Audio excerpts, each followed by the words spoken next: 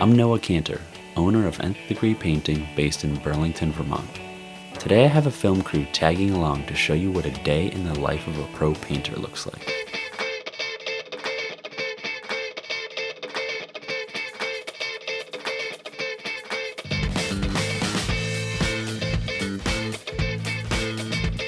I think the most rewarding part of owning my own painting business is just the choose your own adventure feel. Within this trade, there are so many different avenues you can go down. If you do good work and treat people well, you can grow this business as much or as little as you want. So just the freedom there within this trade and the fact that you're making people really happy with your work. So for interior, my go-to products are cashmere for the walls, and I'm starting to really love the emerald trim urethane for trim. That combination cannot be beat on all levels, and clients love it.